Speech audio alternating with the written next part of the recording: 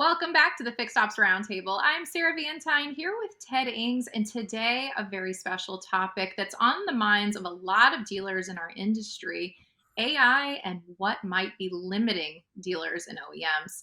Ted, we have a very special guest with us on this topic today. Sarah, that's right. Derek Simonds is with us from Numa. Numa is enjoying some tremendous success and acceptance in the marketplace. So, Derek, let me start with congratulations and welcome back to the Fixed Ops Roundtable. Thank you. Thank you, Sarah. Thank you, Ted. I love being here with you guys. And I wish that I was dressed up, but I got on my Numa shirt and I got to go see a dealer here in a few minutes. So I wanted to, I wish I was participating in the costume though. Well, bring us up to speed because we're hearing a whole lot about Numa. You've made tremendous strides this year, especially in the last few months, it seems, and more and more dealers asking about AI and how that's going to fit into what they do. Yeah, it's crazy. So for the balance of the year, I think every month between now and November, I am actually speaking at a different conference on AI, agentic AI, AI in automotive, and a lot of parts and services meetings. So if any of your listeners, any of the viewers out there are doing a district parts and service meeting or have a service guild that you'd love to have somebody come speak at, we'd love to. We do it all over the country. We just did one in Portland. We just did one in Dallas. We're doing one in Detroit next week. So, I mean, there's all these different ones that are out there. We love it. We love working with the people that are boots on the ground, that are really looking at this and saying, well, how can I do this? What can I do to be better? And then as far as growth and success, you are going to see a major announcement for another big OEM partnership that should be announced here any day. We're super excited about that, and we crossed the threshold. We have over 1,000 dealerships that are using Numa, and we were just looking because I was at a meeting with some of the OEMs. We were just looking. We've answered over 36 million phone calls for dealerships. We've handled over 5 million appointment requests, and our system has processed over 135 million text messages. When you look at those numbers, it's just kind of mind-boggling at where we're at right now. And the one thing that I think is really important, and Tully and the folks when we were out at the last pop-up event, Pop-up, yeah. we were really talking about CSI, right? And we were talking about why is communication so important. And I have met with 6 of the major OEMs in the last 60 days. There's 2 things that came out of every single one of those conversations. One, CSI is important, and it's not important for the reasons that we sometimes think it is, but CSI is important to these manufacturers because CSI is a driver. It shows intention for customer loyalty. And retention in the service drive has to be the single most important focus for a dealership today. If you look at a dealership and you look at fixed ops and you look at absorption, right? If we can have 100% absorption in fixed ops, where we cover 100% of the expenses, the fixed expenses for the dealership, what does that do for a dealership? It protects them. It protects them from uncertainty. It protects them from tariffs. It protects them from not knowing what's going to happen with product and development. It puts them in a position that they can guarantee their success long-term because of their fixed operations. And I have been passionate about this my entire career. I have totally believed that the way that we manage a successful dealership is we manage towards 100% fixed absorption, right? And when you look at what Numa is contributing, the average dealership that we work with, we're picking up an additional 160 appointments per month for. And you think about that and you go, well, what does that mean long-term? Well, it means long-term is that's about $1.8 million in RO value at the end of the year, right? And that's nothing to sneeze at. Every one of you know what your operations are running. You know how this all breaks out. So we look at this from the standpoint of what's the next opportunity, right? And so I just said customer satisfaction is the number one key driver for customer retention. Okay. That sounds kind of crazy, but why are our OEMs focused on customer retention at the dealer level. I'll tell you why. They need to sell parts. That's it. Surprise. I've done consulting with OEMs for 20 plus years. One of the things that I always have believed is that the district parts and sales or service manager, whatever you call them, FOMs or DPSMs or whatever your OEM calls them, they have one of the most difficult jobs on the planet because they're responsible for more in dollars generated through after sales than anybody else. And so they have these checkbox initiatives that they have to go in and they have to get you as a dealer to sign up to, and then they got to sell you parts. That's And right. so when you look at this, the reason that they're concerned about retention, everybody has seen the graph, right? So year 1, year 2, year 3, right? We peak as far as service retention in year 3.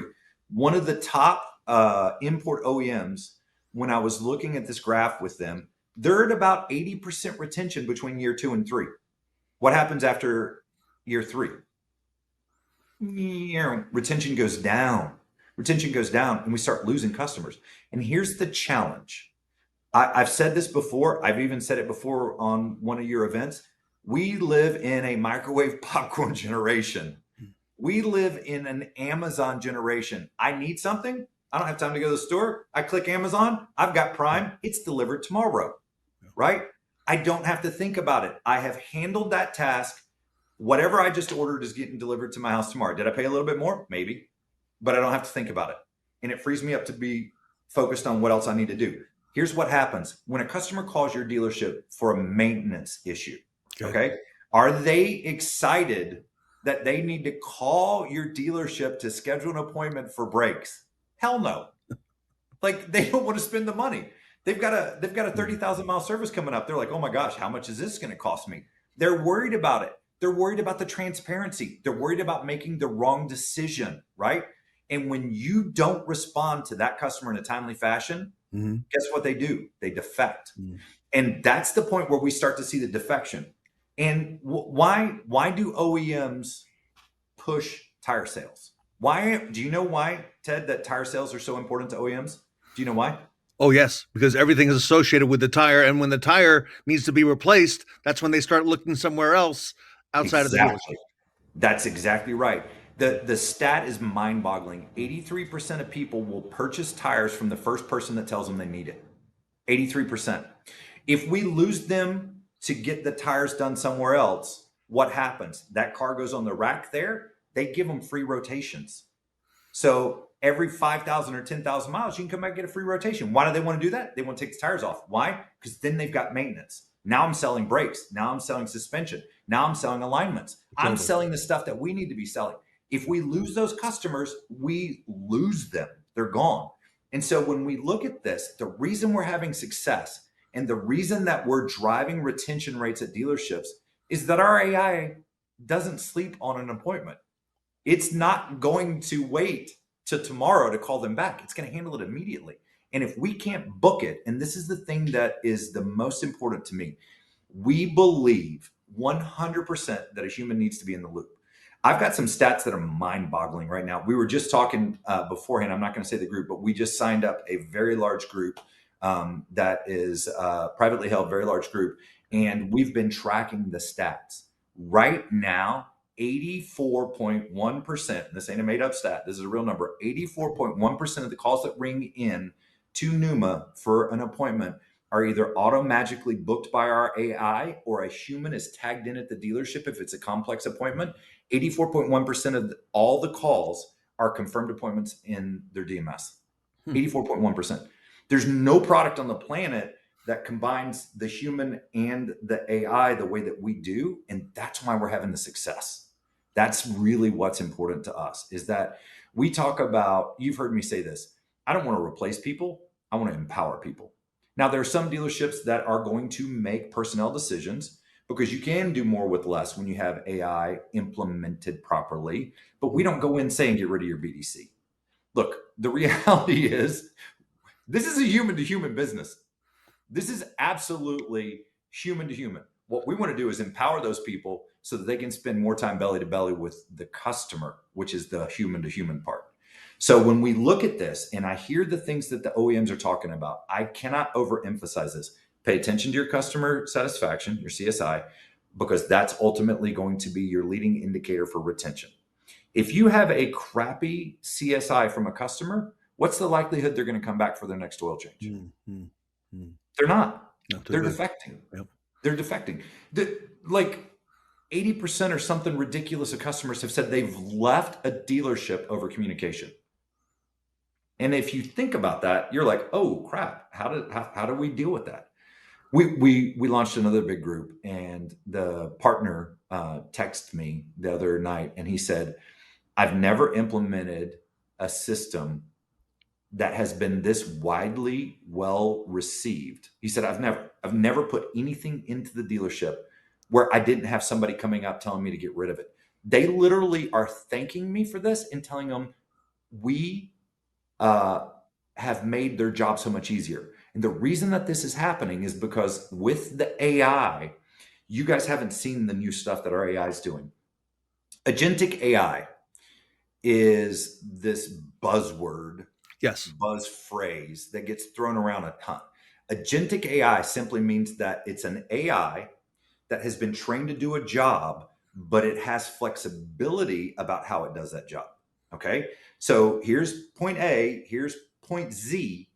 It doesn't have to go A, B, C, D, E. It could go A, D, C, B, E to get to where it needs to go. It can make its own decision about what's best for the customer experience. Hmm.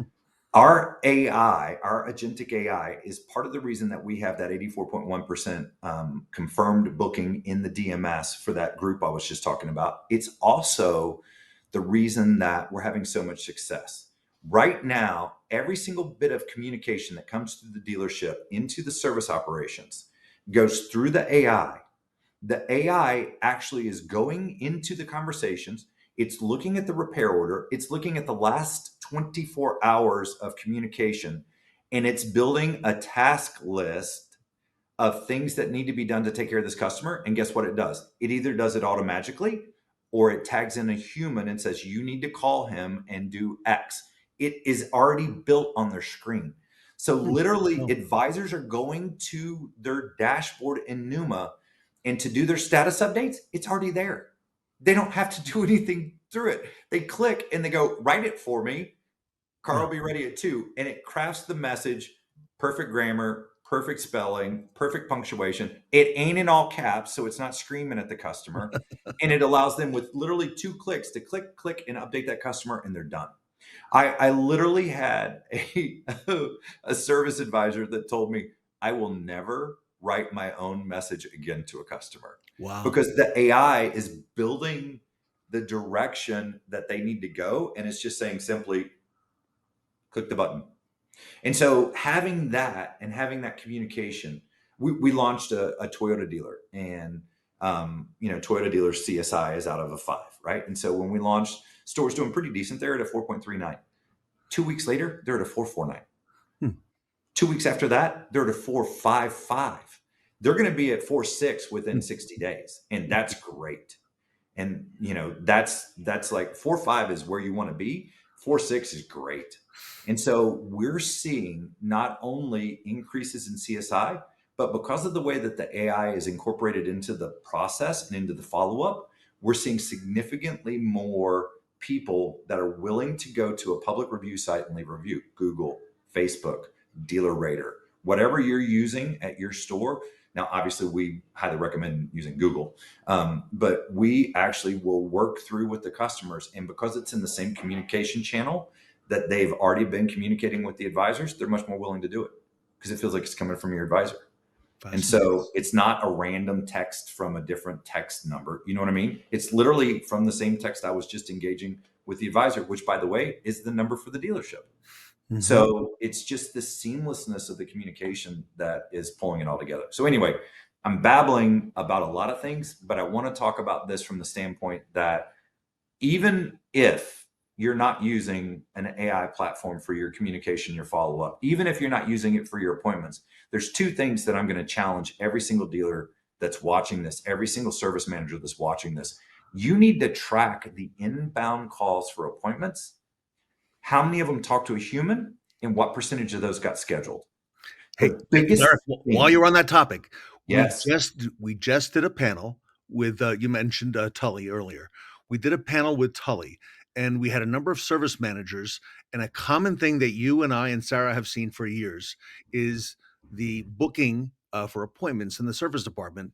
The advisors control the booking, and somehow magically every day at about 11 o'clock a.m. or 11:30, they stop taking appointments. So what Yep. happens is the afternoon now is empty in the dealership, and Yep. everybody can't figure out why. Okay. Well, how come we have no appointments? How come we're not working in the shop? It's because the advisors turned off the scheduling. And how common is that, Sarah? Right?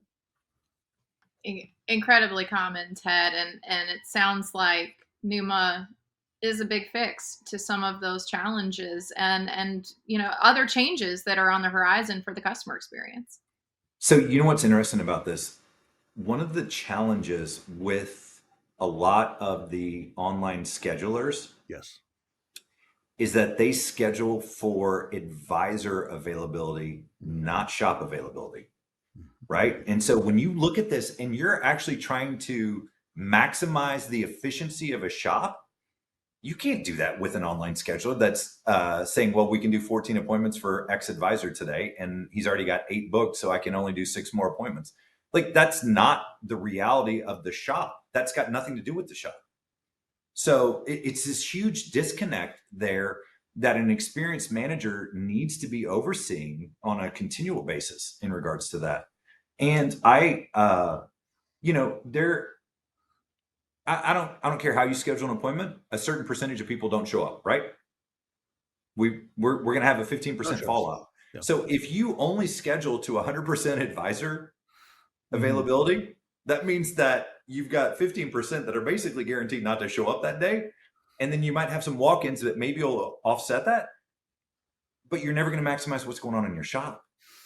Like, that's a challenge, right? And we have to pay attention to that stuff.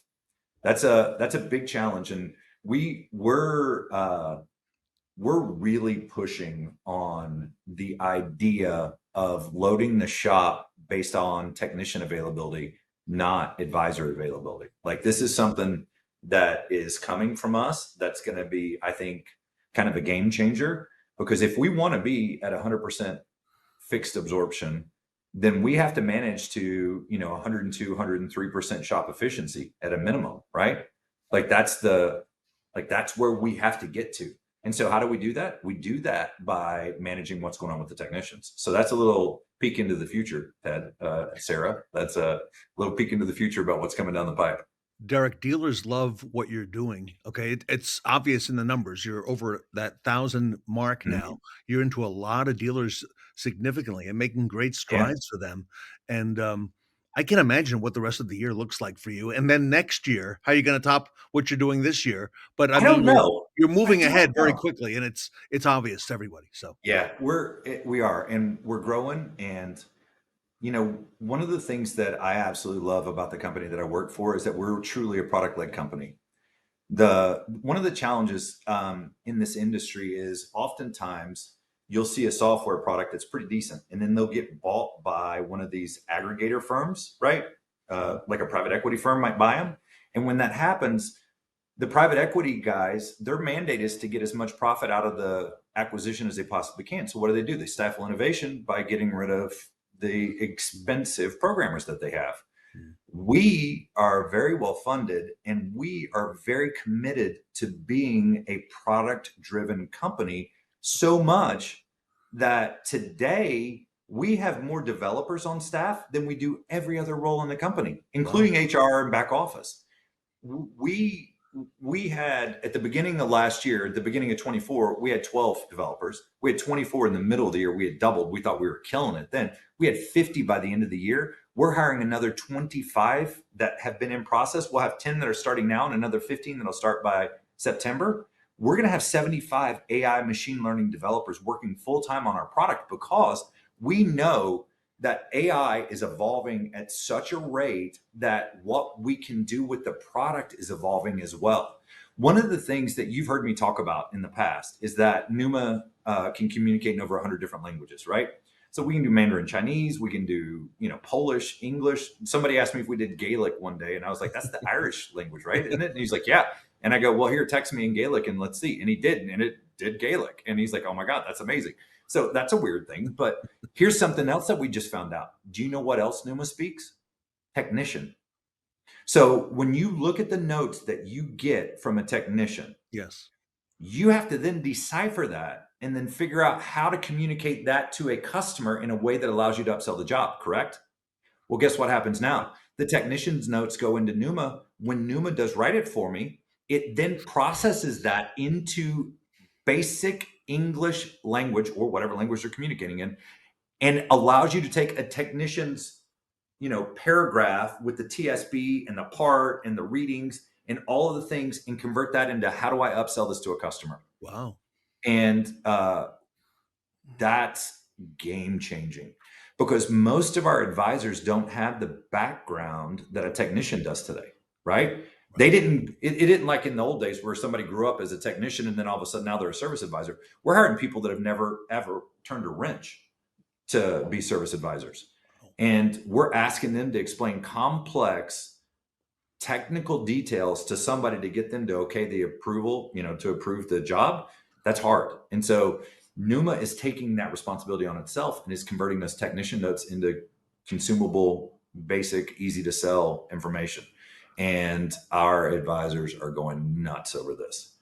So So Derek, they don't have to go now and find that tech and go, what the hell does this mean? I'm watching this. I'm a dealer. Okay. Yeah. I'm a decision maker Yeah. at a group of dealers. I want this technology for my dealerships. What do I do? I've heard about Numa. Others of my 20 group are talking about it. You're obviously, on tip of the tongue of many people in the industry. How do people get their questions answered? If I have questions, how it's going to apply to me and my particular, dealerships. That is a great question, and I'll answer that. And then I'm going to tag on one last thought with that. So you can go to numa.com and you can just click on get a demo, and you'll get paired up with the regional sales manager for your area where you're located, and we'll get you taken care of. We'll answer any of your questions. You can email me, Derek@numa.com. Either way, whatever you want to do, reach out and we'll get you squared away. But Ted, what you just said is the number one thing. You can have the best AI on the planet, but if you try and force it into a situation where it doesn't fit the process, it's going to fail, right? When you look at a technician, right, and you open their drawer, it's not random stuff. The sockets are in order. I need a 10 millimeter. I know where my 10 millimeter socket is. I also know if I put the 10 millimeter socket on my wrench and I turn the bolt 10 times, the bolt comes out. I clean it, I put it back. That's a process, right? They do that. That's how they operate. If you say to him, this is the best magical socket ever, he's going to look at it and he's going to go like, bloop, he's going to throw in the box. He's going to be like, whatever, my 10 works. And I'm going to use my 10. So you have to integrate whatever you're doing into the process flow of the dealership. And that's why it's important. You just said, if you're a dealer and you have questions about how this works in your specific instance, right? How do you get them answered? Every single dealership is different. We literally work with, I don't know, 5 or 6 out of the top 10 groups in the nation. And a lot of them say, you use this DMS, you use this CRM, you use this phone system, right? So you would think it would be very similar across all of them. No, it's not. Every single dealership is set up differently. Every single operation is different. We have to fully customize everything that we do with Numa to make it work for the dealer. And so your point is exactly what I want to talk about. If you have a dealership, we're not going to say to you, okay, well, this is where you're going to get. This is how we're going to do Numa. It's just a cookie cutter. We literally are going to mystery shop your entire dealership. We're going to understand all your call routing, all your hunt groups. We're going to understand how your team works. We're going to understand days off. We're going to understand hours of operation. We're going to understand all of it. Because until we do that, we can't even figure out how to plan to put Numa in there. So we have 2 different teams that literally work with every single customer, a solutions engineer and a performance architect. Solutions engineer is really working on the data and the things and all the stuff. And then the performance architects are your actual consultants. They are ex-GMs, they are ex-partners, they are ex-service directors. They are people that understand and know what's going on in a dealership. And we look at every single customer differently because, Ted, the reason you bought Numa is going to be different than the reason why Sarah bought it. And if we can't help you achieve your business goal, what happens? You leave. And so we look at this from the standpoint of we're your partner. We're the easiest people in the world to do business with. We don't have contract. I've told you that before. We literally give you a quote and it says, as long as you keep paying us, we'll keep doing what we're doing. And we Well, have the lowest churn rate out of any software product in automotive. We're right at 1%. We're like 1.17% last quarter. That is wow. phenomenal, right? That means that we are retaining 99% basically of our client base. The thing about this is we couldn't do that unless we were solving their goals, right? So we really work to customize Numa to achieve what you want to achieve. You want to get more appointments? No problem. We know how to optimize for that. You want higher dollars per RO? No problem. We know how to optimize for that. You want a better CSI? We got you. We know how to optimize for that. So when you look at what's going on in your business and you think about what the challenges are and the things that you're facing as far as headwinds, you need to look at a software provider, whether it's us or anybody else, that is going to help you achieve that goal and deal with those headwinds. And that's where having experienced partners in automotive make a difference. There are too many times that we see, I don't know, we're a Yes. great tech company. We don't know shanola about automotive. Automotive. In Yeah. fact, we've never worked in a dealership, but we're going to come in here and tell you how to do this using our technology. And you've never walked a mile in my shoe, man. Like, it just doesn't make sense to me. Like, I joined this company for one reason. I saw it and said, oh my God, this makes sense. This solves so many problems, not the other way around. We're going to solve a problem that we've created and we're going to sell you this software. No. And you know what, Derek? You're probably going to solve so many more that we haven't even thought about yet, Oh, yeah. that are on the horizon that are Oh, coming yeah. your way. You know the And three C's, right? yep. Right? Complaint, cause, and correction. One of the biggest challenges with that is how do you get those written so that they're going to pass warranty audits? And how do you get those written so that it's going to be something that's going to be viable when the OEMs are looking at your ROs and are validating them, right? So, hey, who might have a software that handles that? Who might already be writing things for dealerships on ROs? Think about that. There's another little look into the future. All right. Sarah, Derek and Numa making great strides, and honored to have them here with us at the roundtable. For folks who want to get more information, numa.com. You can reach out to Derek. You see his email scrolling there. Congratulations too, my friend. I know we have a lot more ahead, and Oh, we we're do. looking forward to hearing about And what strides you have next. we love being a partner with you, Ted and Sarah. Like, you guys are amazing. And I love the interaction that I get with the dealers from the roundtable. It's just amazing. So thank you. Thank you, seriously. A lot more to come. Everybody, Derek Simonds, Executive VP Automotive at Numa, here with us today at the Fixed Ops Roundtable.